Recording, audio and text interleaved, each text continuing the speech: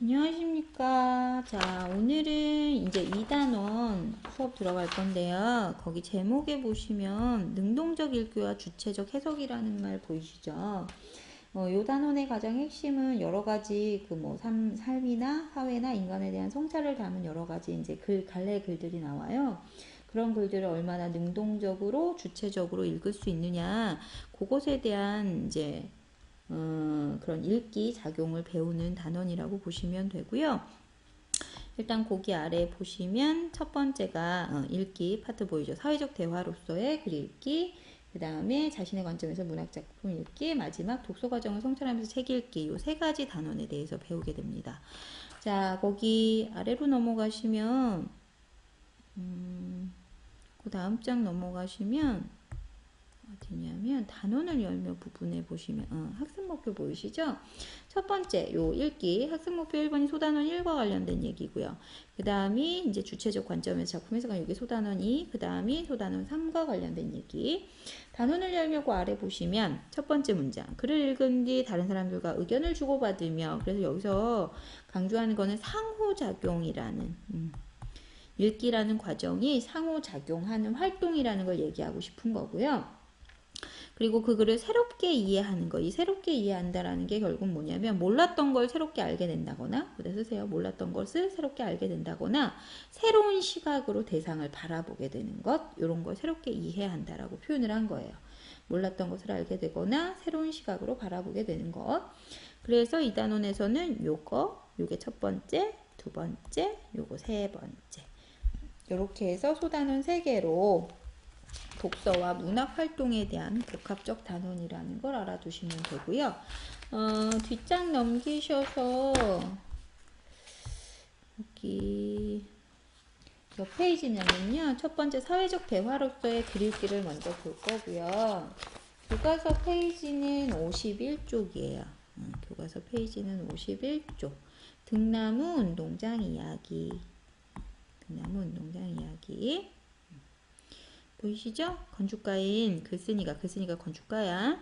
한 지방도시의 공설 운동장에서 등나무 활용해서 거기 그늘 지붕을 만든 그 과정을 다룬 서술한 글이다. 거기 체크해 두시면 되고요. 자, 등나무 운동장 거기 첫 번째 갈래 정리합니다. 수필이고요. 수필. 갈래는 수필. 갈래 수필. 성격은요. 비평적, 서사적, 체험적 하고 계시죠? 비평서사 체험적. 제재는요 등나무 운동장. 제재가 등나무 운동장이고 옆에다 무주 공설 운동장 얘기하는 거예요. 주제 감흥이라는 말 아시죠? 감흥. 자, 감흥을 통해 만들어진 주제, 감흥을 통해 만들어진 등나무 운동장. 감흥을 통해 만들어진 등나무 운동장. 자, 그리고 특징은 크게 두 가지만 거기 첫 번째 등나무를 활용해서 공설 운동장에 그늘 지붕을 만든 과정과, 특징 첫 번째 공설 운동장에 그늘 지붕을 만든 과정과 완공 이후에 생겨난 변화를 시간의 흐름에 따라 순차적으로 서술. 첫 번째, 등나무 활용해서 공설 운동장에 그늘 지붕을 만든 과정과 완공 이후에 생겨난 변화를 시간의 흐름에 따라 순차적으로 서술. 그 다음 두 번째, 등나무 운동장 만든 경험을 구체적 사례로 삼아 글쓴이의 건축관을 제시. 해슈. 그 다음에 거기 나와 있는 처음 부분 자연이 원하는 찜, 여기서부터 볼게요. 거기에 일자 처음 시작. 무주에는 공설운동장이 있었다. 그러나 그것은 지금 등나무 운동장으로 다시 태어났는데, 자 여기 묻죠. 등나무 운동장을 만든 일은 내가 무주에서 10여 년 동안 한 일 중에서 가장 인상 깊고 감동적이며 나를 많이 가르친 프로젝트이다. 자 여기 묶어서 씁니다. 등나무 운동장에 대한 글쓴이의 각별한 애정. 한마디로 말해 모던심 건축이 놓친 자연과 인간의 교감과 감성을 내게 일깨워준 작업이었대요. 일반적으로 건축은 공간을 만드는 일로 알려져 있지만 궁극적으로 시간을 다루는 일이라는 것도 다시 한번 생각하게 한 중요한 작업이었다. 시간을 다루는 일, 되게 중요한 말인 것 같죠? 그렇죠? 자, 그러면 모더니즘 건축에서 우리가 놓쳤다고 하는 자연은 과연 무엇을 뜻하는가? 그 시작에서부터 건축은 자연과 필연적 관계를 맺고 있음에도 현대 건축은 자연을 본격적으로 대접하지 않고 조경이라고 하는 부수적 측면에서 인공적으로 다루려고 했다. 즉, 그 다음부터 줄치세요. 모더니즘 건축에서는 건축이 마치 자연 위에 군림하듯 됐다. 거기 씁니다. 근대 건축 양식의 문제점. 근대 건축 양식의 문제점 뭐냐? 땡땡 하고 쓰세요. 자연을 중요한 요소로 간주하지 않고 지배하려고 함.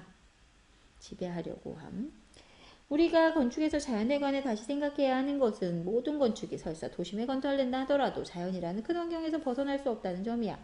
그리고 자연은 시시각각 변화하는 시간을 온전히 표현하는 여러 가지 능력을 지니고 있는데 자연은 그 자체가 변화이자 축적이며 지속이고 자라나는 것이다. 거기 묶어서 쓰십니다. 자연은 하나의 생명체와 같이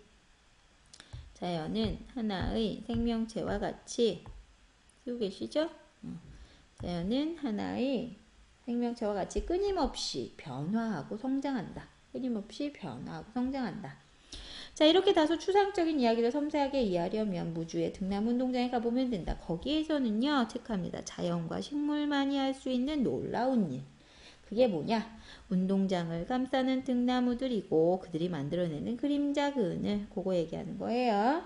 공설운동장 관중석 뒤덮은 등나무 그늘은요, 그 자리에 앉은 많은 이들에게 따가운 볕을 가려주는 것, 요거 첫 번째. 보라색 등꽃을 피워 이 세상 어느 곳에서 또 체험할 수 없는 빛과 향기를 선사한다. 요거 두 번째. 두 개 묶어서 쓰세요. 등나무의 가치. 쓰고 계시죠? 등나무의 가치. 자, 등나무 그림자와 그늘, 파란 하늘과 초록빛 잔디가 어우러진 풍경은 우리에게 자연의 위대함을 차분히 알려주는데, 자, 여기에서 건축은 등나무의 푸른 풍경이 펼쳐지도록 돕는 역할만을 한다. 요거 묶어서 쓰십니다. 자, 건축이 자연과 조화를 이룸. 거기 화살표. 글쓴이가 생각하는 바람직한 건축의 모습. 건축이 자연과 조화를 이루는 모습이고요. 요게 글쓴이가 생각하는 바람직한 건축인 거예요. 반복되는 단순한 경량, 철골로 구축된 구조물은 그 자체가 거창한 일을 하는 것이 아니라 등나무가 자라려는 의지를 최대한 실현할 수 있게 지지하고 돕는다. 여기까지 처음 부분 씁니다. 바람직한 건축 사례로 무주의 등나무 운동장을 소개. 바람직한 건축 사례로 무주의 등나무 운동장 소개. 자, 그리고 감흥이라는 말 나와 있죠. 감흥 잘 보세요. 마음이 움직이는 것 같이. 자, 중간원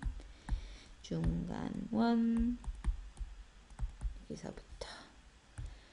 자, 그러면 무주공설 운동장이 등나무 운동장으로 변신하게 된 까닭은 뭘까? 과연 공설운동장에서 무슨 일이 일어났던 걸까? 1997년 어느 날 나는 무주에 회의를 하러 갔는데 회의가 끝나고 점심 먹던 중에 갑자기 무주 군수가 식사 마치고 우리 공설운동장 갑시다. 제안을 했어. 무슨 일인지도 모르고 따라 나선 나는 거기 무슨 일이 있는지요? 라고 물었으나 그냥 가보면 안다는 식으로 가볍게 대답을 해요. 자, 그의 말에 반신반의하며 따라가 본 운동장은요, 별다른 특색을 찾아볼 수 없이 평범했어요. 지방 소도시의 조그만 공설운동장은 평소에는 한적하고 가끔 행사가 있을 때 사람이 모여드는 곳이야. 자, 다만 무주의 공설운동장은 초록잔디를 정성스럽게 키워 넓게 펼쳐놓은 것, 주변의 자연공간이 빼어나다는 점이 특별해 보였다.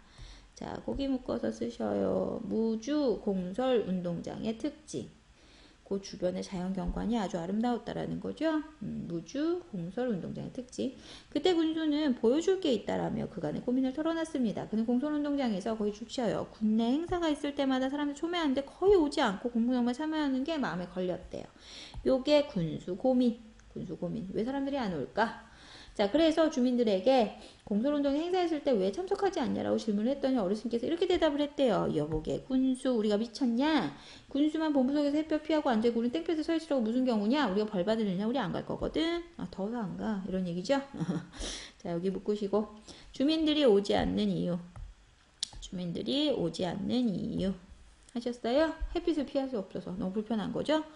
자, 아닌 게 아니라 햇볕이나 비를 피하는 가림막은 중앙 본부 속에만 있고요. 운동장 주변의 관중 속에 따가운 햇볕에 완전히 노출. 사실 우리나라의 어느 운동장이든 본부 속이든 일반 관중 속보다 늘 거대하고 압도적이어서 권위와 중심을 상징하는 장소처럼 느껴져요. 군수는 모든 공통 운동장에 있는 이 권위주의의 실상, 거기다 씁니다. 관중보다 주최하는 측을 고려한 점. 관중보다 주최하는 측을 고려한 점. 요걸 파악을 하고요. 이를 기꺼이 다른 모습으로 바꾸고자 남몰래 무언가를 준비하기 시작을 했어요. 그가 운동장에서 나에게 보여줬다고 한 것이 바로 그가 운동장 주변에 심어놓은 240여 그루의 등나무인 거예요. 자, 그는 등나무를 심어서 거기서부터 참 대단한 사람이네. 여기 줄 치세요. 등나무를 심어서 관중 속에 자연스러운 그늘을 만들려는 계획을 세워놓고 있었다. 이거는 뭐야? 관중을 배려하는 거죠. 거기 관중을 배려하는 군수의 마음, 관중 배려하는 군수 마음. 그런데 심은 지 1년도 안 된 등나무가 생각보다 뭘 빨리 자라서 서둘러 등나무 집을 지어주겠다고 생각을 했대. 죽냐? 자, 나는 거기서부터 묶어요. 그의 아이디어가 굉장히 놀라웠고요. 허공에서 허우적대는 등나무의 순을 보고 감동하지 않을 수 없었고요. 허공에서 허우적거리는 수백 그루의 등나무 줄기를 마치 살려달라고 애절하게 호소하는 것 같았다. 여기까지 일단 묶으시고요. 자, 여기 글 쓰니까 씁니다. 글 쓰니까 군수의 생각과 등나무의 모습에 감흥하게 됨. 감흥. 했죠? 글 쓰니까 군수의 생각과 등나무의 모습에 감흥하게 됨. 그리고 이 부분 따로 줄 치시고요. 허공에서 허우적거리는 살려달라고 호소하는 거. 이건 뭔지 알지? 거기다 써요. 등나무 줄기의 모습을 사람처럼 묘사. 등나무 줄기의 모습을 사람처럼 묘사. 그래서 여기까지가 중간 첫 번째. 중간 1 하고 쓰세요. 등나무 운동장 프로젝트를 시작하게 된 계기 설명. 등나무 운동장 프로젝트를 시작하게 된 계기 설명. 자, 그 다음 이제 중간 2. 식물을 담게 설계하다라는 말 보이죠? 그래서 나는 대답을 했어요. 그래, 등나무들아, 내가 너희한테 집 지어줄게. 너희들은 큰 상근을 만들어줘. 라고 하면서 내가 시작을 했다라는 거죠. 자, 그러면서 내가 생각한 거 중요한 게 두 가지였어요. 자, 요게 설계의 중요 요소. 설계의 중요 요소. 하나, 첫 번째, 어떻게 하면 최대한 공사비를 줄일 수 있는가 하는 점. 요게 첫 번째고요. 두 번째, 다른 하나는요. 식물이 초대되는 집이 아니라 식물이 주인이 되는 집이 되도록 배려할 수 있는가 하는 점. 요게 두 번째, 첫 번째, 두 번째. 요걸 가장 최고로 중요하게 생각했다는 뜻이죠. 식물이 주인이 된다라는 건 결국 자연이 돋보이도록 하는 구조물을 만들고 싶었다라는 얘기가 돼요. 아시죠?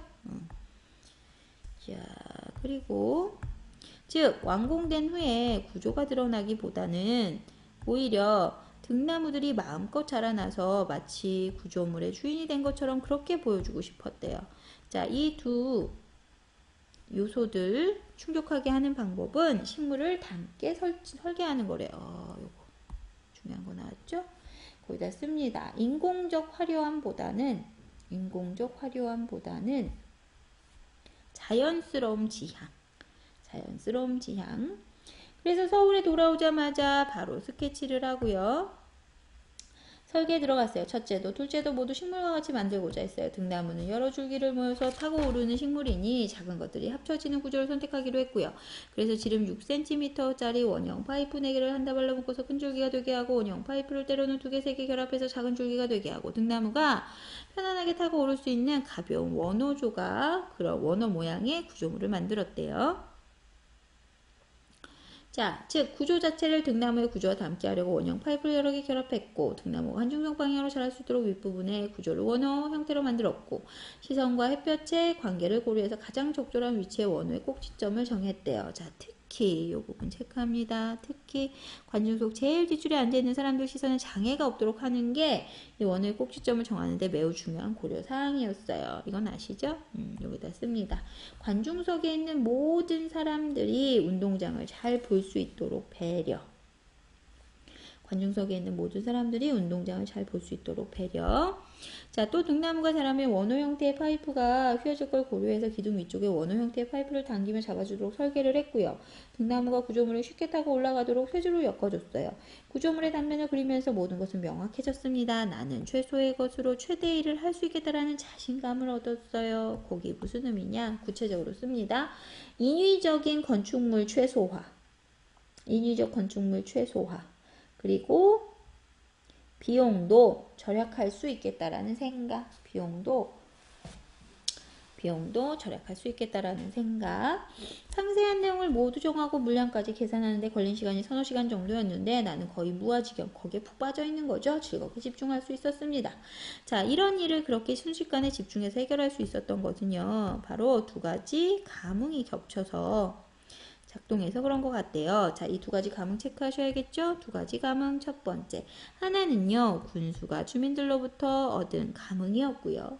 그 다음 두 번째는요, 내가 허공을 허우적대는 등나무에서 얻은 요 감흥이었어요. 두 가지.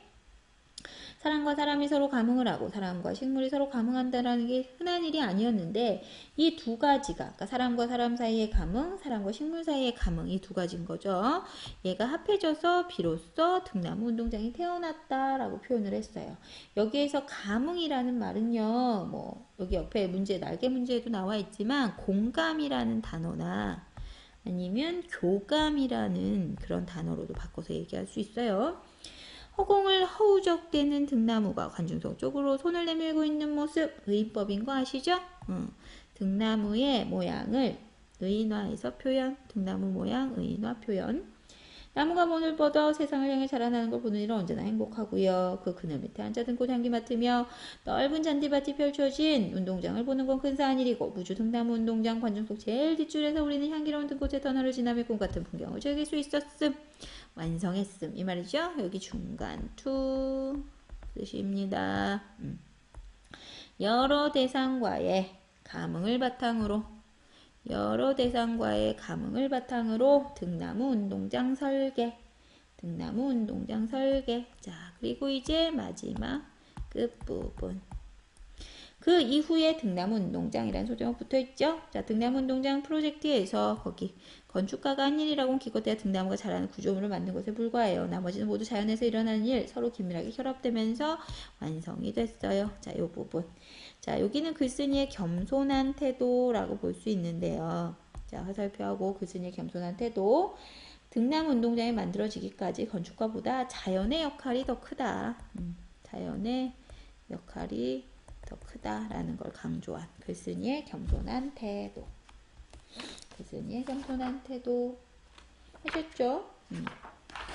그 다음 부분 넘어가셔서 공설운동장에는 많은 변화가 일어났어요. 자, 그 많은 변화 체크하시고 딱 봐도 누가 많이 왔겠어? 그치, 관중들이 많이 왔겠죠. 많은 변화 체크. 주민들이 즐겨 찾는 곳으로 바뀌기 시작했어요. 관중석 상부에 철골 구조물을 만드는 공사 완공되고 1년이 지나면서 등나무운동장은 서서히 무주 주민의 사랑을 받는 장소가 됐고요. 마치 집들이 일을 하듯 마음껏 잔치를 벌이고 등나무들 그 잔치에 주민들을 초대하고 관중석 바닥에는 조명도 설치되어 밤이 되면 등나무들이 은은하게 변신을 하고요. 자, 그리고 본부석에 콘크리트 지붕을 부드러운 막 구조물로 바꾸었고 거기에 대형 화면을 설치했어요. 자, 권위적이었던 느낌을 바꿨다는 얘기죠. 거기 있습니다. 권위적이었던 느낌 완화. 적어지게 만들었고요. 권위적이었던 느낌을 완화시키고 관중들이 본부석을 잘 볼 수 있도록 만들. 됐죠? 자, 그 다음 장 마지막. 짜잔. 매년 꽃이 피는 봄이 오면 등나무 운동장은 환상적으로 변한대요. 언젠가 주민들은 이 운동장에서 영화도 감상했고요. 행사나 경기 없을 때 여기저기서 온 관광객들이요. 등나무 운동장의 커다란 규모와 아름다운 풍경에 압도되어 감동합니다. 자, 그리고 이와 같은 감동을 만들어낸 힘이요. 결국 그 아래. 결과적으로 자연의 힘이 작용했지만 또 한편으로 절제된 건축의 힘도 작용을 하셨다. 이렇게 두 가지가 합쳐진 거다. 운동장의 등나무는 철 구조와 서로 만나서 또 다른 구조체를 만들어냈어요. 등나무가 자연스럽게 자라려는 힘, 의지를 철 구조가 떠받쳐주고 있는 거죠. 자, 그래서 등나무의 성장하려는 힘과 그것을 떠받치는 철골의 힘은 마치 상대편의 힘을 아는 자는 듯이 서로 감응을 했습니다. 여기 묶으셔서 등나무는 자연. 그리고 철골 구조물은 건축. 체크. 다시 등나무 자연과 철골 구조물 건축 사이의 감응. 건축 사이의 감응. 자, 이곳을 찾는 방문객에게 관중석 제일 뒤쪽에 올라가서 한쪽 끝에서 한쪽 끝에까지 걷기를 권유를 해요. 거기에서는 우리가 도심에서 체험할 수 없는 자연의 축복을 받을 수 있어요. 자연은 올해에도 어김없이 스스로 늘 그러한 풍경을 보여줄 거고 내년에도 그럴 거고요. 자, 서울에는 상암 월드컵 경기장이 있고 무시에는 등나무 운동장이 있다. 세계에서 단 하나뿐인 그런 등나무 운동장. 여기서는 아주 대단한 자부심이죠. 거기 있습니다. 등나무의 가치를 높이 평가하는 글쓴이의 자부심 그리고 애정 하고 계시죠? 등나무의 가치를 높이 평가하는 글쓴이의 자부심과 애정. 그리고 여기까지 끝부분 다시 정리합니다. 등나무 그늘이 완성된 이후 공설운동장에서 일어난 많은 변화와 등나무 운동장의 가치. 자, 이렇게 해서 내용은 이제 마무리됐고요. 간단하게 내용 학습 여기만 정리하고 뒤로 넘어갈게요. 자, 등나무 운동장이 완성되기까지의 과정을 다음과 같이 정리합니다. 군수가 제안했어요. 주민들을 위해 공설운동장 관중석에 등나무 그늘 여기 쓰셔야죠. 등나무 그늘을 만들고자 했고요. 글쓴이가 설계합니다. 다음 상황을 고려해서 구조물을 만들었는데 첫 번째, 등나무가 자연스럽게 타고 오를 수 있는 구조물. 두 번째, 쓰셔야죠. 구조물의 형태는 등나무의 구조와 닮게 만들자. 쓰고 계시죠? 구조물의 형태는 등나무의 구조와 닮게 만들자. 요거. 그 다음 세 번째, 구조물의 높이와 각도는 군중의 시선과 햇볕의 관계를 고려하고 특히 관중석 맨 뒷줄에 앉는 사람들의 시선에 장애가 없도록 설계하자. 특히 관중석 맨 뒷줄 사람들의 시선에 장애가 없도록 설계하자. 그래서 공설운동장이 이제 변화가 됐습니다. 두 가지 쓸 거예요. 첫 번째, 세상에서 단 하나뿐인 아름다운 등나무 운동장으로 변화. 세상에서 단 하나뿐인 하고 계시죠? 단 하나뿐인 아름다운 등나무 운동장으로 변화. 그 다음 두 번째, 주민들이 찾지 않던 곳에서 다양한 주민 참여 행사가 열리고 주민들에게 사랑받는 장소로 변모. 자, 그 다음에 이제 2번 문제. 사실은 얘가 메인이죠. 그치? 등나무 운동장을 건축하는 과정에서 일어난 감흥 정리하시기. 첫 번째, 사람과 사람 사이의 감흥. 군수가 누구? 그치, 주민들에게서 얻은 감흥이었고요. 그래서 그 결과 주민들을 위해서 이런 곳을 만들었어요. 감흥 2, 사람과 자연 사이의 감흥이고요. 글쓴이가 등나무에서 얻게 된 감흥. 거기 쓰셔야죠. 식물을 담게 설계해서 등나무가 편안하게 타고 오를 수 있는 구조물을 만듦. 쓰셨죠? 그 다음 감흥 3, 건축물과 이번에는 건축물과 그 다음에 그치 자연. 건축물과 자연 사이의 감흥이고요. 여기 마지막 등나무에 성장하려는 힘과 등나무에 성장하려는 힘과 그것을 떠받치는 철골 구조물의 힘이 서로 조화를 이룸. 자, 그 다음에 뒤로 넘기시면 이제 목표학습인데요. 여기서부터는 자신의 경험이나 배경지식을 동원해서 능동적으로 글의 의미를 파악해보는 부분이라서 요거는 저랑 하지 않을 거고요. 거기 뒤에 잠깐 넘어가다 보면 읽기랑 관련된 알아두기 부분만 간단하게 줄 정리할 건데요. 사회적 상호작용으로서 요거 잘 기억해 두시고요. 자, 읽기라는 거는 글을 매개로 한 글쓴이와 독자 간의 의사소통 행위 이런 거 기억해 두시고요. 그래서 독자는 자신의 경험, 배경식을 고려해서 글의 의미를 재구성해내야 되는 거죠. 자, 그래서 독자는 자신이 처한 구체적 상황, 사회문화적 맥락을 고려하면서 중요하죠. 글의 의미 재구성. 또한 글을 읽으며 자신의 생각을 다른 사람과 나누면서 서로 영향 주고받기. 그래서 이런 과정에서 여론도 형성될 수 있음. 간단하게 줄쳐두시고 알아두시면 됩니다. 자, 그러면 그 뒷부분은 뭐 보통 수행으로 하니까 넘어가고요.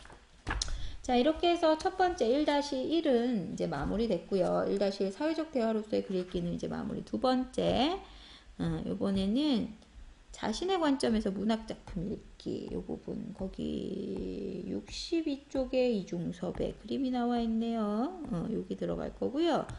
요거는 뭐, 멋있네요. 그 다음에 이제 우리가 본격적으로 배워야 될 건 허생전. 문학에서 정말 많이 나오는 작품이죠. 자, 역시나 열하일기 앞에서 열하일기에서 나온 그 수록된 한문 소설이고요. 박지호는 아시죠? 유명한 실학자. 자, 그 사람이 쓴 소설입니다. 간단하게 정리, 그 옆에 학습 내용 제재 개관하겠습니다. 첫 번째 갈래부터 시작할게요. 갈래, 고전소설이자 한문단편 소설. 고전소설이자 한문단편 소설이고요. 성격, 비판적 풍자적. 그 다음 시점은 전지적 작가 시점. 자, 배경 씁니다. 배경 첫 번째 시간적 배경. 시간적 배경은 조선 효종 때 17세기 중반으로 나와 있어요. 17세기 중반 조선 효종 때. 공간적 배경은요. 국내도 있고요. 국외도 있고요. 국내는 뭐 서울, 안성, 제주 막 이런 데 왔다 갔다 하고요. 국내. 그 다음에 국외로는 막 빈섬도 갔다가 장기도도 갔다가 막 이래요. 국내, 국외 다 나와 있어요. 그 다음 제재 씁니다. 제재. 허생이라는 선비의 비범한 재주. 허생이라는 선비의 비범한 재주.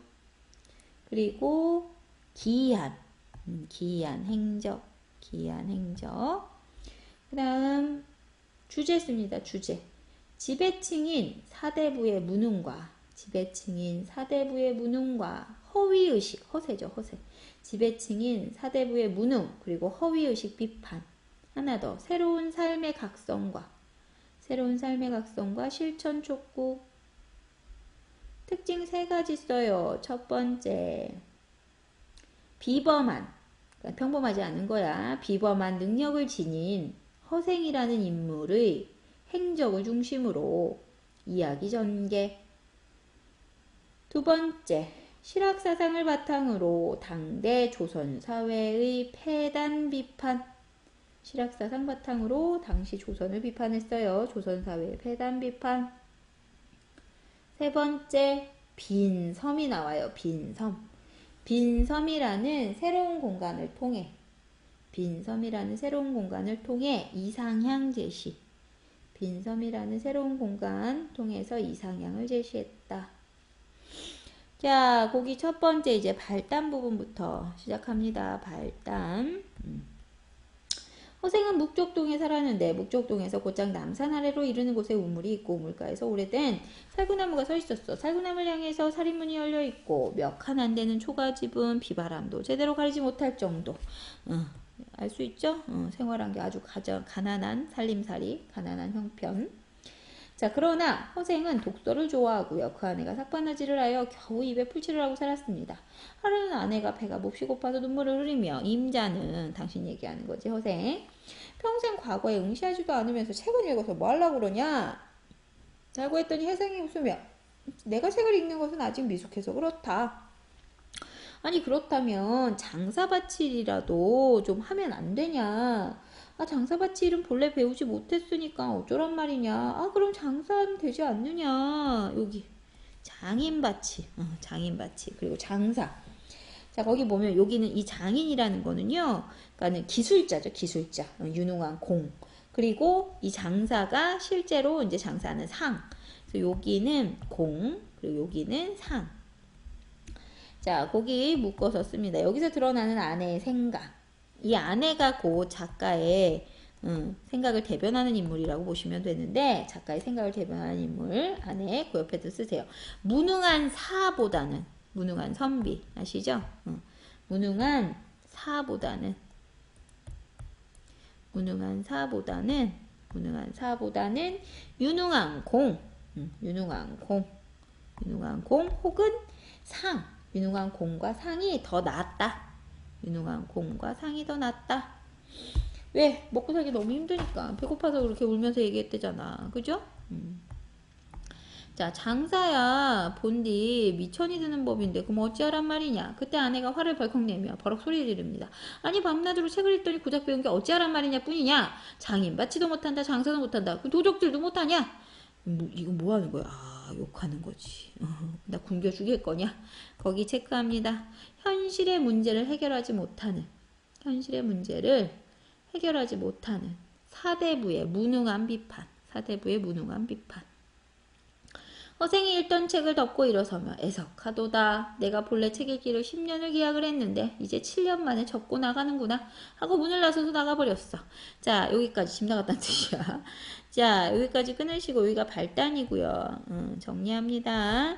아내의 질책을 들은, 아내한테 혼났죠.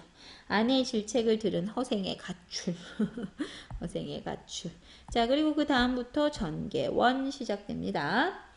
자, 근데 여기서 드러나는 거 허생과 보이죠? 외적 갈등이 드러나 있는데 허생과 허생의 처 간의 갈등이에요. 허생은 여기서 가장이지만 경제적으로 무능력한, 글 읽기에만 열중한, 그래서 거기 체크하고 쓰십니다. 비실용적이고 관념적 사고를 지닌 인물, 관념적 사고를 지닌 인물로 제시가 되고요. 허생의 처는요, 씁니다. 실용적이고요. 실리적 사고를 지닌 인물. 했어요? 실용적이고 실리적 사고. 그래서 여기 나오는 허생이라는 인물은요, 거기 상징적 의미 써요. 경제적으로 무능한, 그래서 조선 후기, 허생은 조선 후기, 경제적으로 몰락한 양반계층을 대표한다. 경제적으로 몰락한 양반계층 대표. 자, 이제 전개원을 갑니다. 자, 허생은 평소에 알고 지낸 사람도 없어서 곧바로 번화한 운종가로 나가서 사람들한테 물어봤어요. 한양에서 누가 가장 부자냐? 변씨라고 말해줬어. 우리는 뭐지? 삼성? 자, 그래서 변씨, 이건희 찾아가. 뭐 이렇게 얘기했겠지 뭐. 그래서 허생은 드디어 그 집을 찾아가서 허생은 만나서 길게 한번 읍을 하고요. 뭐 인사하고. 자, 내가 집이 가난, 생판 처음 보는 사람인 거야. 내가 집이 가난해서 조모한 것을 시험해 보려고 하는데 돈 좀 빌려주지? 금 좀, 돈 만금만 빌려주지? 대단한데? 거기 체크합니다. 큰 돈을 빌리면서도 당당한 태도. 쥐뿔도 없는 게, 그치? 큰 돈을 빌리면서도 당당한 태도. 자, 여기서 드러나는 거는 허생의 비범함. 평범하진 않죠. 요즘 이러면 쫓겨나겠지, 그치? 변씨는 그러시오 하고선 이 사람도 참 그러시오 하고 그냥 돈 줬어. 야, 이 사람도 비범한 인물이야. 자, 그래서 변씨는요, 거기 변씨 체크합니다. 조선 후기, 새롭게 성장한 신흥, 상인계층을 대표하는 인물. 요즘으로 하면 뭐냐? 러시안 캐시냐? 뭐 하여튼. 자, 뒤로 넘어갑니다. 자, 그래서 아이고. 짜잔. 변씨집 자제들과 와있던 손님들이 허생의 몰골을 보니 영락없는 비렁뱅이 그지야 그지 새끼 같은 거야. 허리를 두른 실띠는 술이 빠졌고 갓신에 뒤치곰사 빠졌으며 갓은 찌그러지고 도표는 걸려 행색이 꾀지지한 데다가 코에는 맑은 콧물이 줄줄줄. 자, 허생이 가고 나니까 모두 대경시설 놀라서 물어봐요. 왜? 그지처럼 보였는데 큰돈을 빌려주니까 다 놀랬겠죠. 대인은 저희를 아십니까? 모른다네? 아니 그럼 지금 평생 알지도 못한 사람에게 갑자기 만금의 돈을 함부로 던져버리고서는 그 이름조차 묻지 않으시니 도대체 무슨 영문입니까? 자네들이 할 수 있는 일이 아니다. 무릇 대체로 남에게 무언가를 빌리러 오는 사람은 반드시 자신의 생각과 뜻을 대단히 떠벌리고 자신의 신의를 먼저 보이려고 자랑하지만 안색은 부끄러움에 비굴하고 말은 중언부언 이 말했다 저 말했다 이런다는 얘기죠. 자, 그런데 그 사람이 누구냐? 호생 얘기하는 거죠? 여기서부터 묶으세요. 그 손님은 비록 행색은 꾀지지한데 하는 말은 간단하고 눈빛은 오만하며 거기에다 얼굴은 부끄러워하는 기색이 전혀 없더라. 자, 여기 씁니다. 변씨가 파악한 허생의 남다른 태도. 변씨가 파악한 허생의 남다른 태도. 허생보다 변씨가 더 대단한 사람이네. 그치? 자, 그래서 이런 사람이기 때문에 필시 재물을 가지고 만족하는 그런 속물이 아닐 거다. 그가 시험해보자고 하는 일이 역시나 작은 일도 아닐 것이며 나 역시 손님에게 시험해보려는 것이 있네. 어차피 주지 않으려면 그만이겠지만 이미 줬는데 이름 물어봐서 뭐 하겠어. 예. 거기는 변씨의 대범함. 변씨의 대범함. 한편 만금을 빌린 허생은 자기 집으로 안 갔어요. 집 났잖아. 그 길로 바로 경기도 안성으로 내려가서 거기에 머물며 거처를 마련했습니다. 그 당시 안성지방은요. 경기도 충청도의 경계고요. 삼남지방의 길목이 됐다고 생각을 했습니다. 이게 무슨 얘기냐. 안성이 그 당시 경제와 문화의 딱 중심지. 삼도가 다 만나는 곳. 거기에서 대추, 밤, 감배, 석류, 귤, 유자 등등등. 자, 이게 뭐냐? 보통 이제 잔치나 연회장이나 제사에 쓰이는 식재료들이에요. 제사. 자, 이런 과일들을 모두 시세 곱절 가격으로 모조리 사들여. 사재기 하셨네. 사재기. 그죠? 사재기. 매점매석이네. 매점매석 이놈 새끼. 자, 그래서 허생이 과일을 사재기 하는 바람에 사재기 나와 있어요. 자, 나라 안에서는 연회를 열거나 잔치를 지낼 수가 없습니다. 결국 얼마 지나지 않아 허생은 곱절의 가격으로 팔았던 장사치 도리어 10배의 가격으로 되사가게 되더라. 이걸 통해서 뭐가 드러나냐고 짰습니다. 나라의 경제 규모가 매우 작고 취약함. 나라의 경제 규모가 매우 작고 취약함. 허생이 한숨 쉬며 탄식합니다. 겨우 만금 가지고 한 나라의 경제를 휘청하게 만들었으니 나라의 경제 규모를 짐작할 만하구나 라고 하면서 한탄한 거죠. 거기 묶어서 쓰세요. 당대의 취약한 경제 구조와 쓰고 계시죠? 당대의 취약한 경제 구조와 연회나 제사 같은 허례허식의 풍속을 비판적으로 여기는 관점.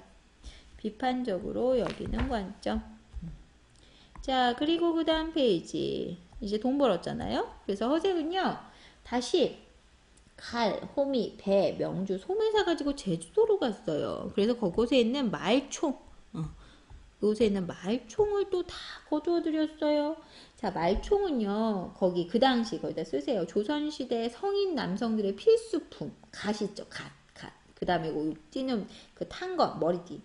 자, 거기다 쓰세요. 조선시대 성인 남성들의 필수품이었던 탄건의 재료예요.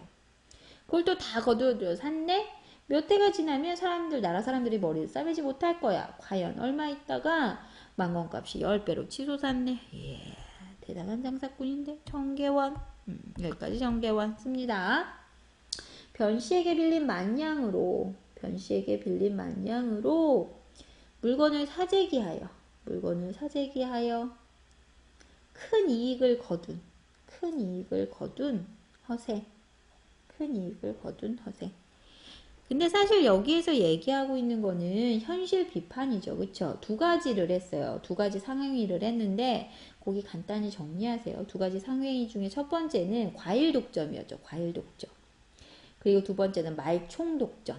이 두 가지를 통해서 현실 비판. 만냥으로 나라의 경제가 흔들릴 정도로 취약한 경제구조, 취약한 유통구조를 비판한 거 하나 하고 계세요. 과일 독점, 말총 독점을 통해 자, 나라의 경제가 흔들릴 정도로 작은 그런 경제 규모, 그리고 취약한 유통구조를 비판. 그리고 두 번째, 값이 아무리 많이 올라도 과일이나 말총을 사들일 정도로 제사나 혹은 양반의 그 의관, 겉모습, 그런 예법에 집착한 허례허식에 빠져있는 사대부들을 비판한 거죠. 이게 두 번째 현실 비판인데, 값이 아무리 많이 올라도 과일이나 말총을 다 산다는 얘기잖아요.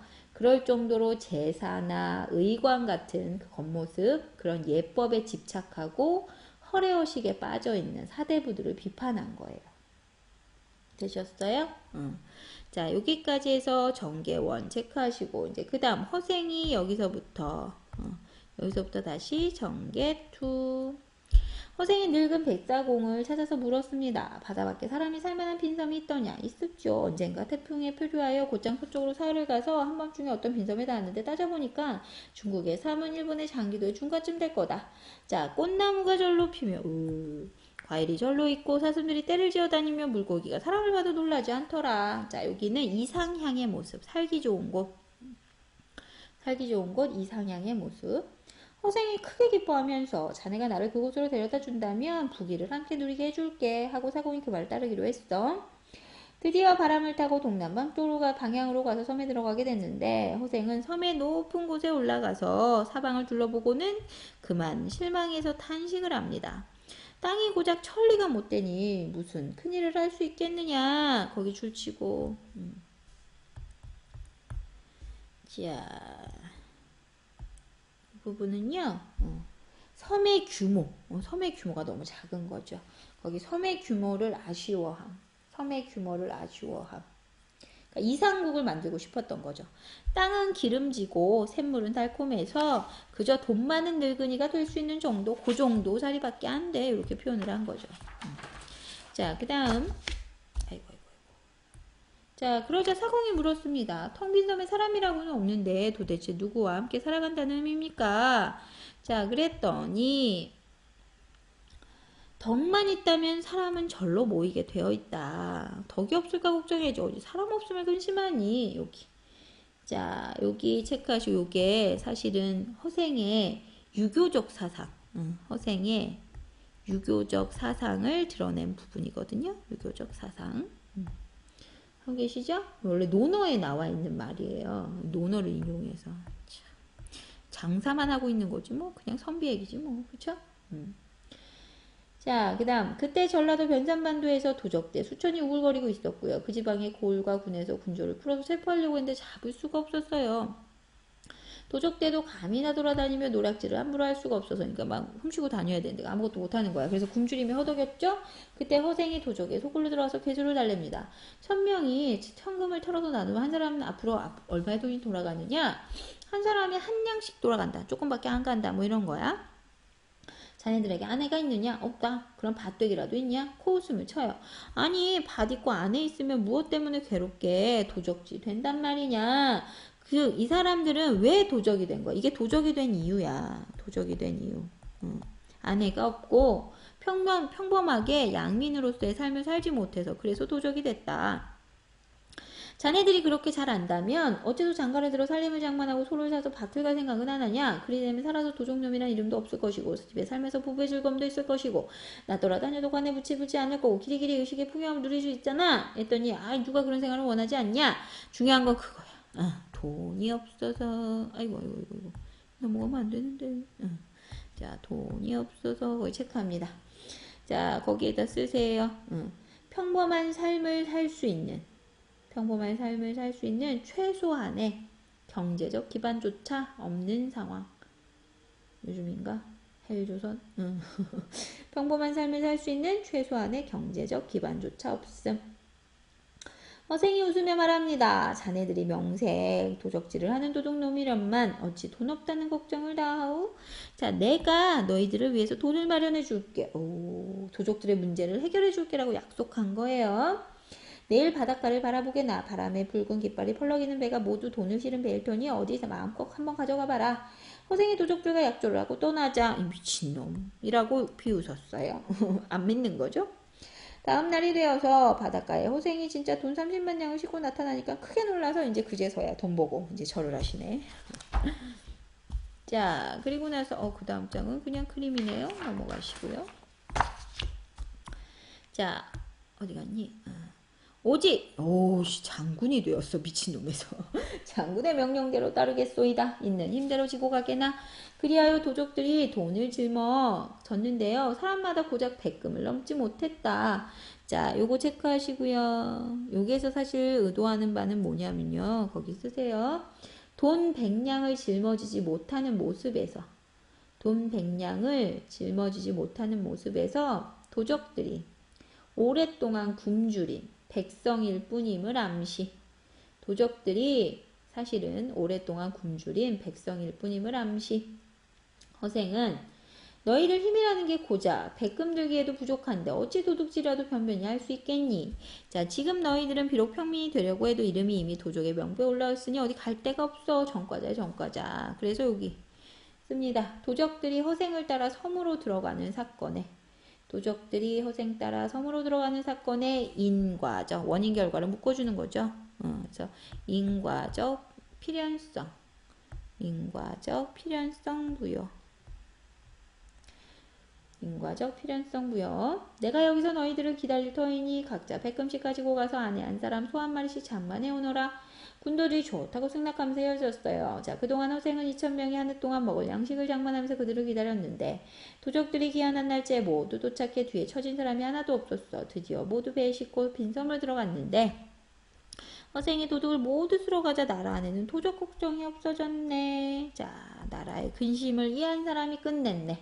자, 체크합니다. 요거는 두 가지의 효과가 있습니다. 뭐냐? 첫 번째. 허생이 정말 대단한 사람이라는 거죠. 그치? 허생의 비범한 영웅적 면모 부각. 허생의 비범한 그리고 영웅적 면모를 부각하는 거고요. 그 다음 두 번째. 그만큼 지배계층은 무능하다는 얘기겠죠. 지배계층의 무능한 비판. 지배계층의 무능한 비판. 자, 한편 섬으로 들어간 허생은요, 도적들과 나무를 찍어서 집을 짓고요, 대나무를 엮어서 울타리 만들고요, 땅 기운이 온전하다 보니까 온갖 곡식이 10년 대로 크고 무성하게 자라고요, 김 매고 잡초 뽑는다는 얘기예요. 쟁기질 하지 않아도 한 줄기에 9이삭씩 달려. 농사가 잘 됐다는 얘기야. 3년 먹을 식량을 비축해 두고 나머지는 다 모두 배에 싣고 장기도로 가서 팔았어요. 일본 가서 팔았대요. 이제는 무역까지 남아서. 이해되죠? 여기 그 당시 이 장기도가요 국제 무역을 했던 도시래요. 아주 번성했던 그런 곳이니까 그래서 여기에선 장기도와의 거기 체크하고 장기도와의 교역. 그래서 요거는요 여기에서 드러나는 거 쓰세요. 작가의 해외 진출 사상, 그러니까 해외로 나가야 된다라는 작가의 해외 진출 사상을 제시한 거. 해외 진출 사상. 장기도는 일본에 속한 고을로 31만호가 되는 큰 지방인데 바야흐로 큰 기근이 있었어요. 굶주린 사람들을 진율하고 100만 냥을 얻게 됐죠. 허생이 탄식하며 이제서야 나의 자그마한 시험을 마치게 되었구나 하고는 남녀 2000명을 모아놓고 무슨 신이야? 명을 내렸어요. 내가 처음 너희들과 이 섬에 들어올 때 계획으로는 먼저 너희들을 풍부하게 만들어 놓은 다음에 문자도 만들고 세종아저씨 의관제도도 새로이 제정하려고 하였느니라. 이해됐어요? 자, 여기에서 드러나는 건 뭐냐면 일단 문자랑 의관제도 먼저 묶으시고요. 얘는 따로 뭘 쓰시느냐면 문물과 제도죠. 문물. 그리고 제도. 이 문물과 제도는요. 이상국가를 세울 때 가장 기초가 되는 것. 이상국가를 세울 때 가장 기초가 되는 것. 요걸 할라 했는데 이해됐죠? 그래서 요 부분 전체 묶어놓고 쓰는 거는요. 백성의 생활이 윤택하게 된 이후에야 백성의 의식을 바른 곳으로 이끌 수 있다는, 그러니까 먹고 살게 좀 해준 다음에 그런 뜻이야. 백성의 생활이 윤택하게 된 이후에야 백성들의 의식을 바른 곳으로 이끌 수 있다는 실학사상이죠. 실학사상 반영. 백성의 생활을 윤택하게 하게 된 이후에야 백성의 의식을 바른 곳으로 이끌 수 있다는 실학사상 반영. 자, 그런데 여기는 땅이 좁고 내 덕이 얇으니 나는 이제 여기를 떠날 것이네. 아이들이 태어나 숟가락을 잡게 되면 오른손으로 잡도록 가르치고 손잡이 불쌍해. 하루라도 나이가 많은 사람이 먹도록 먼저 양보하게 해라. 예를 지키도록 해라. 그러고는 다른 배를 모두 다 불살라버리고요. 가둬놓는 거야? 나가는 사람이 없으면 들어오는 사람도 없을 테지 하고는요. 은자 50만 양을 바다에 버렸어. 아, 놔주지. 자, 바다가 마르면 얻는 사람이 생기겠지. 100만 양이나 되는 돈도 나라 안에서 놓아둘 게 없다. 하물며 이 작은 섬에서 이딴 게 뭐가 필요하겠니? 경제 규모가 너무 작은 곳이기 때문에 많은 돈은 불필요하다. 거기다 쓸 수 있죠? 경제 규모가 작은 곳이기 때문에 많은 돈은 불필요. 자, 그리고 또 중요한 거. 아, 글을 하는 사람은 모두 배에 실어서 함께 시험을 나오며 이 섬의 화근을 없애려고 했다. 글하는 사람은 화근. 오, 이놈이 나쁜 놈이야? 이 말은 결국 뭐냐면 당시 양반 사대부들이죠. 양반 사대부가 글을 알지? 뭐 누가 알겠어, 그치? 양반 사대부들에 대한 비판. 양반 사대부들에 대한 비판이고요. 여기서 드러나는 거는요. 쓰고 계시죠? 양반 사대부들 비판. 글을 아는 사대부가 백성을 착취하는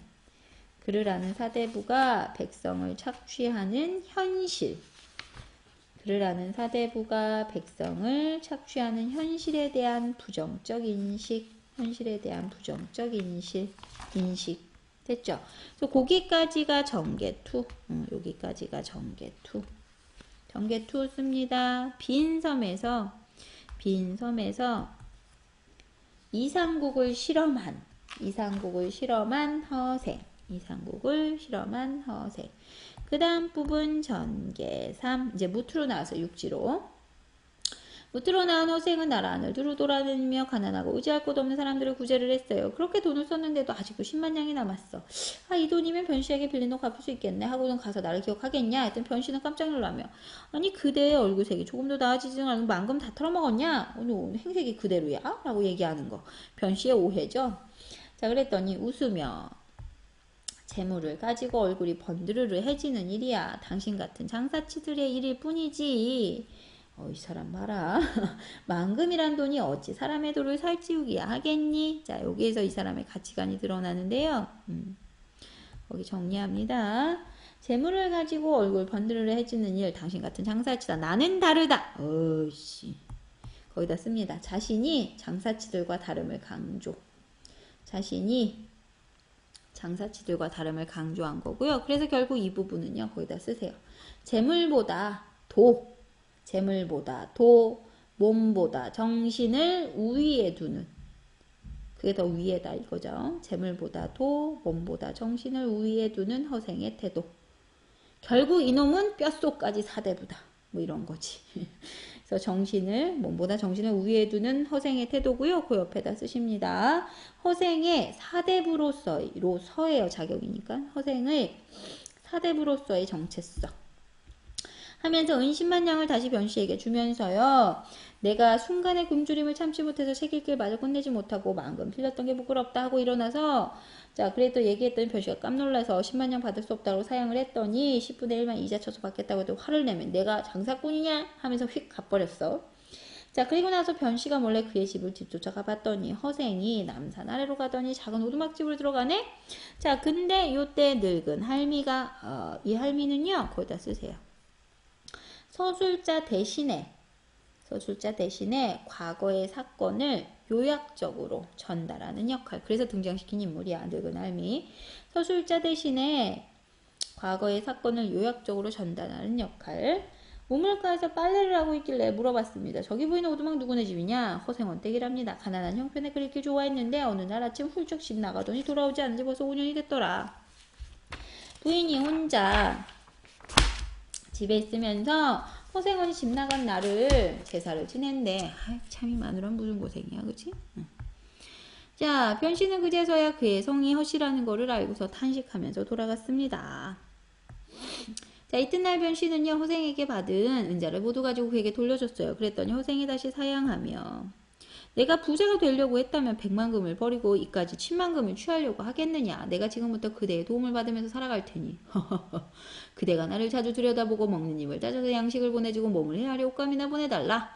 한평생 그렇게만 살아갈 수 있다면 나는 충분하다. 나한테 재산 따윈 필요 없다. 왜 재물로 나의 동신을 괴롭히겠느냐. 거기 씁니다. 선비. 아유 이놈의 선비. 선비로서 청빈한 삶의 태도를 강조한 거죠. 청빈한 삶의 태도 강조. 변씨는 백방으로 허생을 달래봤지만 어쩔 수가 없었어요. 자, 그래서 변씨는요, 그때부터 허생의 양식과 옷가지가 떨어질 만한 때를 헤아렸다가 자신이 직접 이제 찾아가서 가져다 줬고요. 그러면서 허생도 흔연히 받아들였고요. 만약 조금이더라도 많이가 좀 얹잖아 하면서 그대는 어찌 나에게 이렇게 자꾸 재앙을 주니?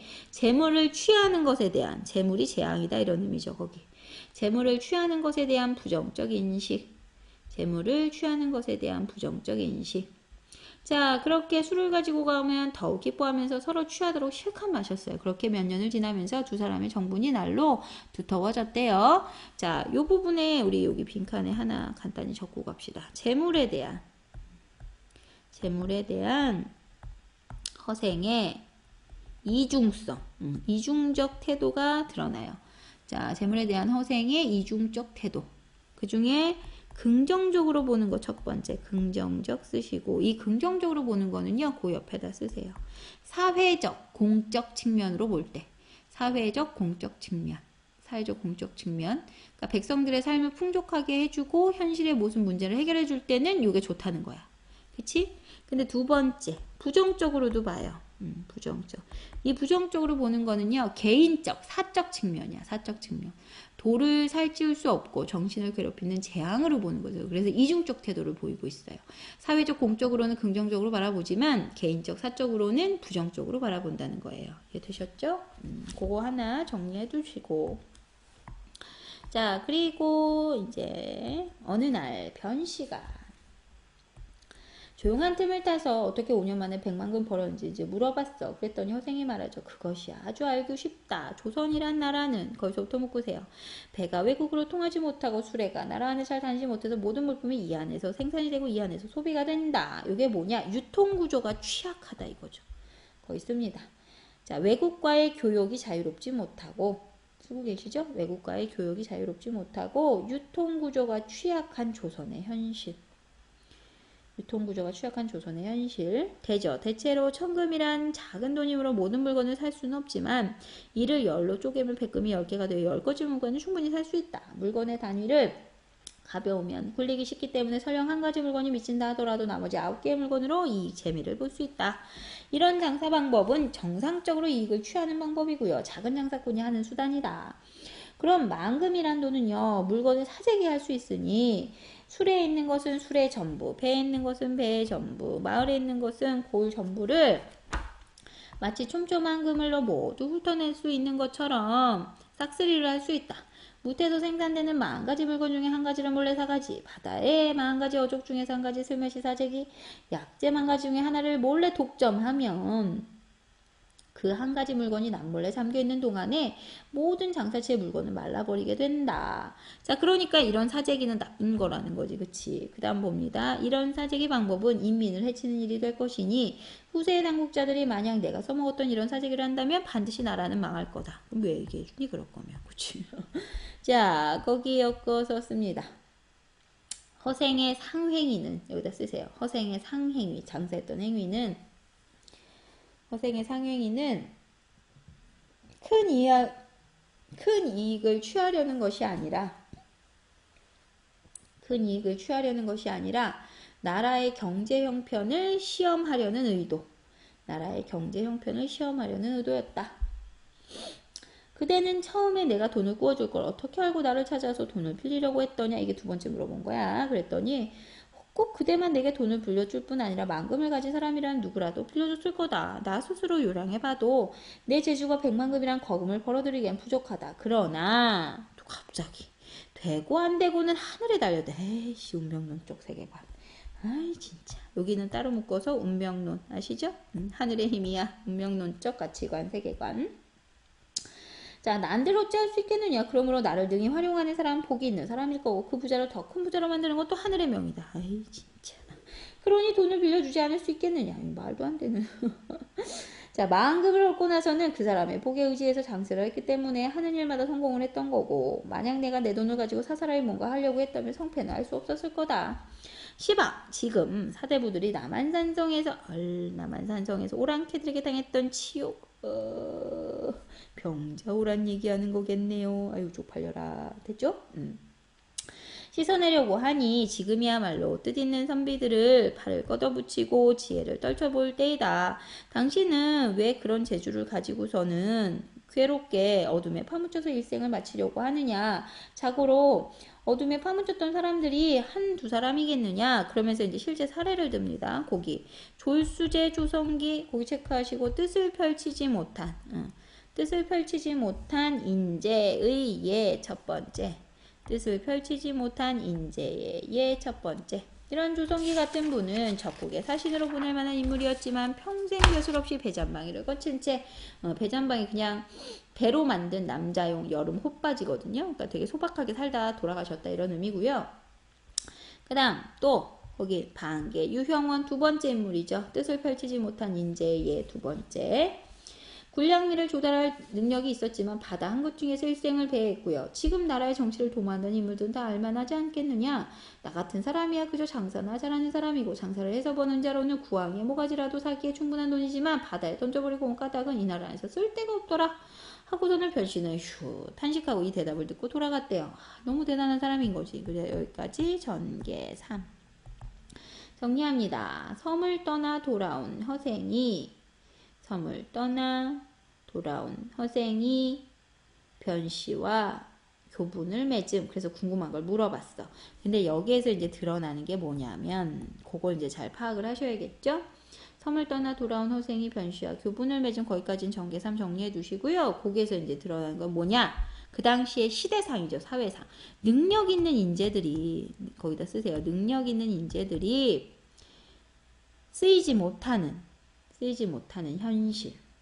능력 있는 인재를 쓰지 못하는 현실. 그래서 모순된 거지. 그치? 그런 집권층을 비판하는. 자, 그리고 그 다음부터 이제 다시 위기 시작합니다.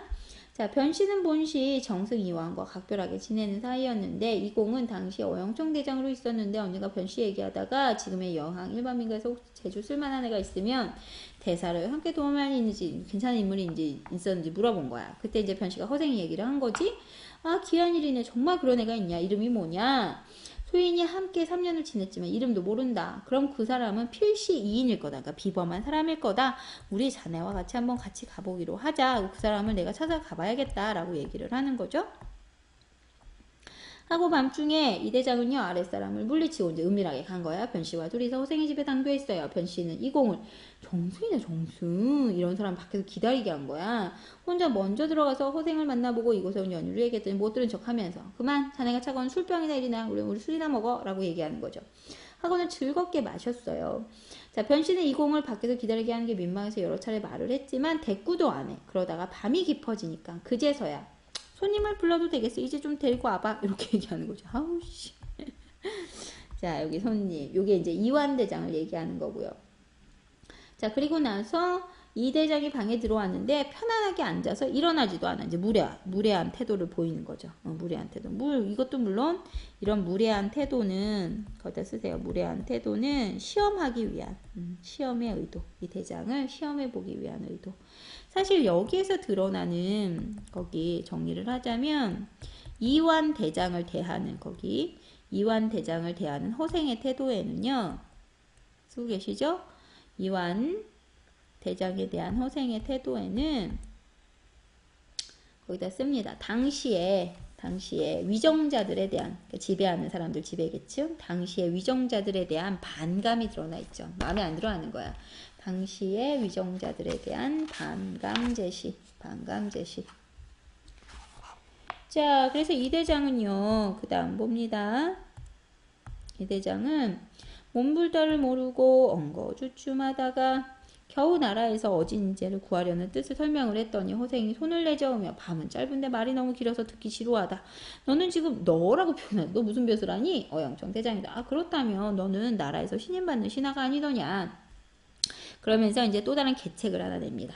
내가 응다 제야에 숨어있는 와룡 선생을 청구할 테니 내가 임금께 사려어서 그를 삼고초려 와서 얘를 데려갈 수 있겠느냐?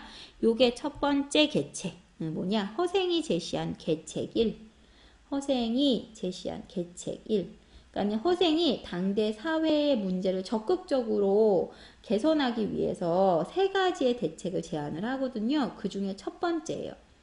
적극적인 거기 허생이 제시한 계책 1 쓰시고 그 옆에다 쓰세요. 적극적인 인재 등용.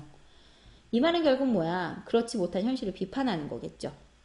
근데 문제는 그 다음 이 대장은 머리를 숙고 골똘히 생각하더니 한참 만에 어렵겠습니다. 그 다음의 것을 듣고자 합니다. 거절하는 거죠. 나는 그 다음이라는 거 아직 배우지 못했다. 그래도 굳이 물으니까 다시 허생이 말합니다. 자, 명나라 장군과 여기서부터 또 묶으세요. 명나라 장군과 병사들은 조선이 예전에 은혜를 입었다고 여기며 그 자손들이 되놈의 나라에서 몸을 빼어 우리나라에 많이 건너왔으나 이리저리 떠돌며 홀몸을 지내고 있는 사람이 많다. 내가 임금께 아뢰어서 종실의 여자들을 뽑아서 두루 시집을 보내고 훔쩍 권기들을 집에 모수해서 그들의 살림집을 내어줄 수 있겠느냐. 명나라의 후손들을 잘 걷어서 후하게 대접할 수 있겠느냐. 요게 두 번째 계책. 허생이 제시한 계책 2 하고 거기다 또 씁니다. 옆에다 화살표하고 명나라 후손들을 후대 명나라 후손들을 후하게 대하라는 뜻이야. 명나라 후손들을 후대하는 것. 그래서 여기서 나오는 건 그 당시에 이제 얘기가 있었던 북벌론이죠. 북벌론. 그러니까는 병자호란 이후에 청에게 당했던 그 치욕을 싣고 임진왜란 때 당시 조선을 도와준 명에 대한 의리를 지키자라고 하면서 주장했던, 그러면서 청을 징벌하자, 정벌하자라고 했던, 사실 말도 안 되는 힘이 딸리잖아. 그런 주장이 북벌론이에요. 그런데 그런 북벌론의 허구성을 지적하면서 그리고 그 당시에 남아있던 여러 가지 훈척이라던가 임금의 친척들이나 그런 권기들 이런 사람들의 그런 기득권을 비판한 내용이거든요. 거기 됐죠? 자, 이렇게 할 수 있겠느냐라고 얘기를 했더니 역시나 한참 있다가 또 대답하죠. 그것도 어렵습니다. 못한다라고 얘기하는 거죠. 아니 이것도 어렵다 저것도 어렵다 하면 도대체 무슨 일이 가능하니? 아주 쉬운 일이 있으니 그럼 그건 할 수 있겠냐? 말씀해달라 했더니 되죠. 천하의 대전은 대체로 대의를 외치려면 먼저 천하의 호걸들과 사귀어서 결탁하지 않고는 될 수 없고 남의 나라를 정벌하려면 먼저 첩자를 쓰지 않으면 성공을 거둘 수 없다. 자, 지금 만주족, 이 만주족이 청나라예요. 만주족이 갑자기 천하의 주인이 됐으니까 청나라가 되니까 중국을 완전히 손아귀에 얽어서 이제는 친하게 지내지 못하는 형편이다. 이게 청나라 초기.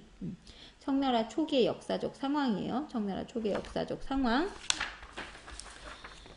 자, 그렇게 해서 자, 중국과 이렇게 완전히 손아귀에 넣지 못해서 이런 상황이니까 이때 조선이 만약 다른 나라보다 먼저 솔선해서 이들에게 복종을 한다면 저들에게 신뢰를 받을 거니까, 만약에 당나라, 원나라 때처럼 자, 우리 자제들을 청나라에 파견하고 학교에 입학하고 벼슬도 할 수 있게 하고 장사치들의 출입도 금하지 말도록 간청하면 친근에 고저하는 우리를 보고 반드시 기뻐하며 허락을 할 거야. 만약 그렇게 된다면, 자, 그 다음 이제 묵으세요. 아이고 어디가 있니? 그 다음에 나라의 자제들, 여기서부터 묶으세요. 나라의 자제들을 엄선하여 머리를 깎여 번발을 하고 하고요. 오랑캐 복장을 입히고 선비 들고 빈공과에 응시를 하고 일반 사람들은 멀리 강남에까지, 이 강남은 중국 강남, 장사를 하게 만들어서 그들의 허실을 엿보고 한족의 호것들과 결탁을 한다면 천하를 도모할 수 있을 거고 나라의 치욕도 씻을 수 있을 거야. 여기가 계책 세 번째죠. 계책 세 번째, 허생이 제시한 계책 3. 요건 뭐야? 청나라와의 교류. 청나라와의 교류를 교류 촉구. 그래서 이제 세 가지를 제시했어요. 앞에서부터 적극적인 인재 등용, 명나라 후손들을 후대하고 청나라와 교류를 해야 된다. 이 세 가지를 제시를 한 거야. 그래서 만약 명나라 왕족의 후손을 찾지 못하면 천하의 제후들을 인솔해서 하늘에 행대하면서 청거 추천한다는 얘기. 잘만 하면 태국의 스승이 될 곳을 못돼도 성씨가 다른 제국가에서 제일 큰 나라로서 지위는 잃지 않을 거야. 자, 그랬더니 이 대장이 다시 낙심 허탈해하며 사대부들은 모두 예법을 삼가 지키고 있는데 누가 기꺼이 머리를 깎고 오랑캐 옷을 입으려고 하겠느냐라고 했더니 허생이 대갈일성하며 대갈일성 나와 있죠. 완전 큰 소리로 화내면서 욕하는 거지, 그치? 자, 거기까지. 자, 여기까지가 사실은 위기예요. 여기까지가 위기고요. 위기 부분은 거의 다 체크합니다. 위기. 이완에게 요게 시사삼책, 시사삼책, 계책 3가지. 시사의 여러 가지 일들을 해결하기 위한 3책. 시사 3책을 제시한 허생. 됐죠? 자, 그랬더니 이제 절정. 다 못하겠다 하니까 여기서 이제 최고조 올라가죠. 도대체 사대부라는 게 뭐냐? 오랑캐 땅에 태어난 주제 자칭 사대부라고 뽐내면 안 됐으니 이렇게 어리석을 때가 있느냐? 입는 옷이란 모두 흰옷이니 상복이고 머리는 송곳처럼 뾰족하게 묶었으니 이는 남쪽 오랑캐 방망이 상투인데 무슨 놈의 예법이냐? 여기까지 묶으시고. 자, 거기 묶어서 씁니다. 조선 사대부들의 복장과 예법이 조선 사대부들의 복장과 예법이 명분 없는 허식이다. 헐의 허식이다. 명분 없는 헐의 허식임을 지적. 됐죠? 자, 그리고 번호기는요. 원한을 갚기 위해서 자신의 머리를 아끼지 않고 내주었고 무령왕은 자기 나라를 강하게 만들기 위해 오랑캐 복직하는 걸 부끄럽게 여기지 않았다. 이게 무슨 의미냐? 사례를 든 거죠. 목적을 이루기 위해서는 예법과 명분에 얽매이지 않아야 함을 강조. 목적을 이루기 위해서 예법과 명분에 얽매이지 않아야 함을 강조한 거고요. 번옥이랑 무령왕 같은 경우는요. 전통과 관습을 버린 인물의 전형으로 제시되는 예거든요. 번옥이는 복수를 하기 위해서 자기 목숨을 버려서 머리를 갖다 바치라고 얘기했던 거고, 무령왕 같은 경우 적과 싸우려고 전쟁에서 활동하기 편하게 오랑캐 옷을 입었다라는 얘기거든요. 그러니까 예법과 명분에 얽매이지 말아야 되는데 그런 거에 허례허식을 너무 관념성, 사대부들의 무능함, 허례허식, 관념성을 비판하고 있는 거지. 되셨어요? 자, 지금 명나라를 위해서 복수를 하려고 하면서도 그까지 상투 하나 아까워한단 말이냐. 장차 말 달려 칼로 치고 창을 찌르며 활을 당기고 돌을 던져야 하는 판에 그따위 너풀거리는 소매를 바꾸지 않고서 그딴 걸 무슨 예법이라고 하느냐. 자, 그 다음 또 묻고십니다. 자, 내가 너에게 3가지 계책을 일러주었는데 도대체 너는 한 가지도 가능한 일이 없다고 하니 그러면서도 신임을 받는 신하라고 할 수 있느냐. 이게 고작 이런 거냐. 이런 자는 목을 잘라야 옳다. 자, 이게 뭐냐. 이 당시에 이제 여기 나오는 이완대장은 당시에 지배계층을 대변하는 인물이니까요. 거기 씁니다. 지배계층을 대변하는 이완대장에게 화를 낸 하고 저를 불러만 칼pet을 찌르려니까 깜짝 놀라서 도망갔어요. 여기까지 절정 씁니다. 이완대장 질책. 화냈단 얘기예요. 꾸짖었어. 이완대장 질책. 그리고요. 마지막 한 줄이 결말입니다. 마지막 한 줄이 결말인데 이튿날 다시 찾아갔더니 집은 텅 비어 있고요. 허생은 사라졌더라. 종적을 감췄더라. 그래서 이런 걸 뭐라고 하느냐. 미완의 결말. 완성되지 않은 거죠. 미완의 결말. 허생이 사라진 걸로 미완의 결말로 마무리한 건데요. 자, 이런 결말 구조에 효과가 있겠죠. 거기 쓰세요. 이 미완의 구조라는 건 현실의 문제, 인물 간의 갈등이 해결되지 않은 채 잠적하는 결말인데요. 자, 여기 3가지 효과 씁니다. 첫 번째, 허생의 가치관이, 허생의 3가지 계책이 있었잖아. 허생의 가치관이 당시 조선의 현실에서는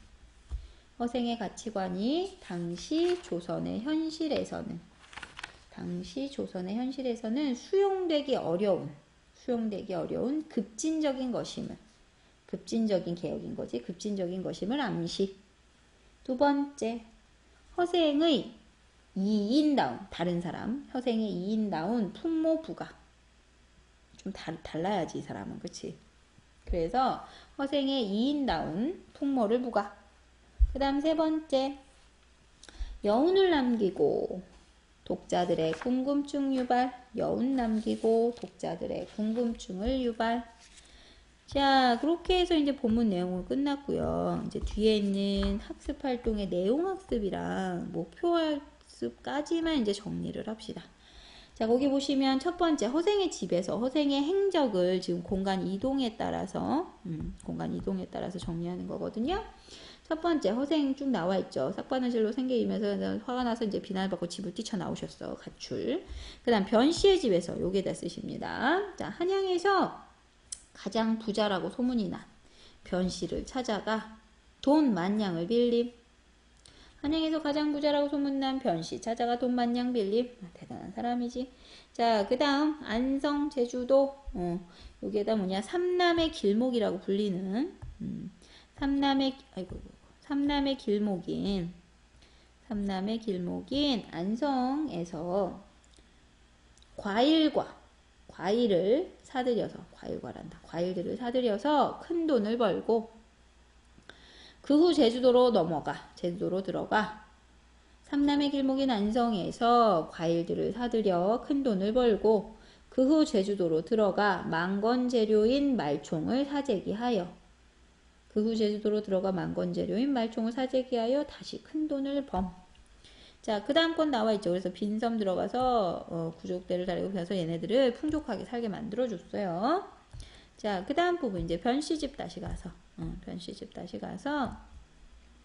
자, 거기 정리합니다. 섬을 떠나 나라 안에 가난한 사람들을 모두 구제한 후 변씨를 찾아가 돈을 갚음. 변씨가 자신이 받을 만큼만 받고 나머지는 돌려주자 화를 내며 돌아감.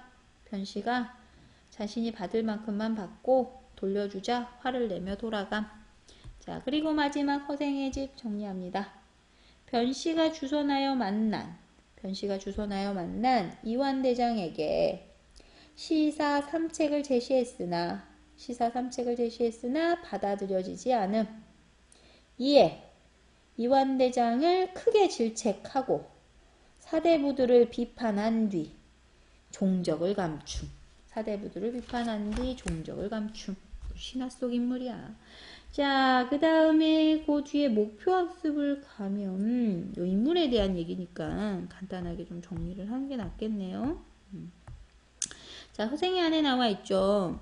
가난한데도 글만 있고 이런 사람으로 보아서 허생은 이렇게 한 사람이야. 이걸 통해서 알 수 있어요. 관계를 통해서. 자, 그리고 변씨를 통해서 알 수 있는 건 뭐냐면 간단하게 정리를 합시다.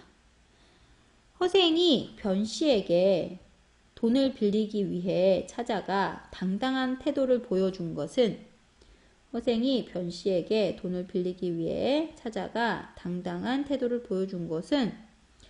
허생의 선비로서의 자존감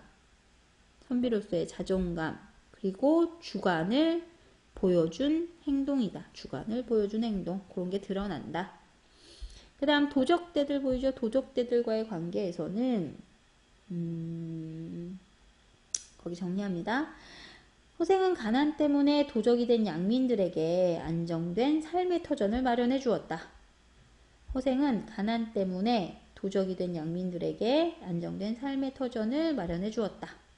이로 보아 백성들이 안정된 생활을 할 수 있는 사회를 만들어야 한다는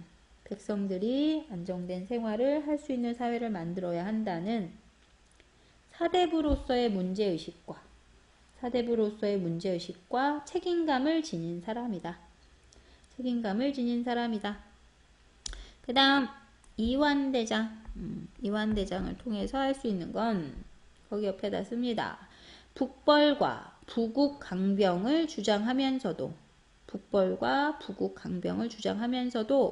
실질적인 노력은 하지 않는 지배계층의 관점을 대변하는 이완대장에게 분노하는 것으로 보아 당대 지배계층의 무능함과 허위의식을 비판하는 지식인이자 명분보다 실리를 중시하는 실용주의자라고 할 수 있다. 자, 그 다음에 그 아래 이제 당대 사회상 드러나는 거, 요거까지. 자, 허생이 요 만금으로 사재기에서 큰 돈을 번 거. 첫 번째는 나와 있죠. 당시 조선 사회 경제 구조가 매우 취약했다는 점. 그리고 하나 더. 당대 양반들은 예법에 얽매여 있어서 제사나 옷차림 등과 관련해서 허례의식이 매우 심했다. 허례의식이 매우 심했음. 그 다음 두 번째 거. 이것도 두 가지 써요. 첫 번째. 지배계층이 무능하고 부도덕해서 백성들이 살기 어려웠음. 했죠? 그 다음 두 번째. 백성들을 가난해서 구제할 이용후생의 정책이 그 실학사상 중에 하나죠. 이용후생의 정책이 없었음. 그 다음 그 아래도 두 가지 있습니다. 세 번째. 첫 번째, 인재등용이 제대로 이루어지지 않았음. 두 번째, 지배계층이 북벌론을 주장했지만